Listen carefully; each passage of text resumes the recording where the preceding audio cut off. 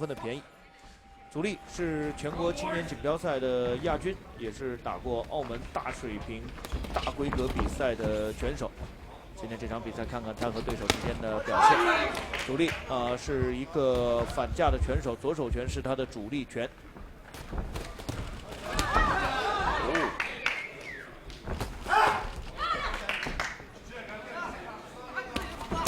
好的，漂亮。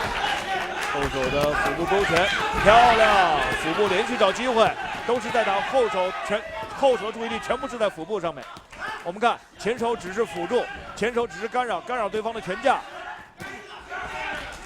好的，现在是独孤一位啊，就是后手的腹部勾拳，重点全在这儿，已经把对方的拳架全部打到这儿了。哎，第一回合。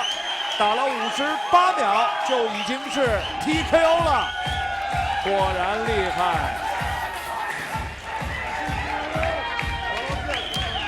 首回合58秒，主力皮卡尔买卖提安士 TKO。因为在输赢后没有人站起来，果然我的预测是相当准确的。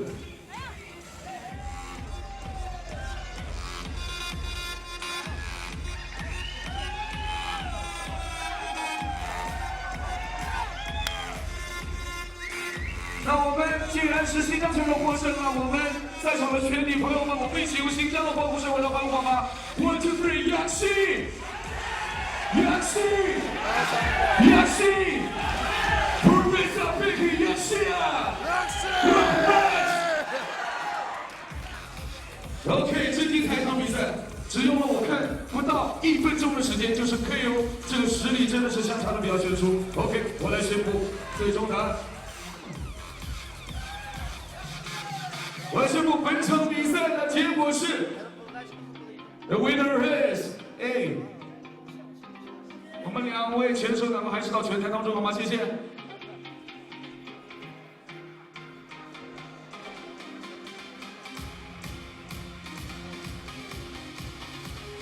佐利皮卡尔，确实是厉害。他今天的 OK， 本场比赛获胜的他选手，今天的战略非常的清晰。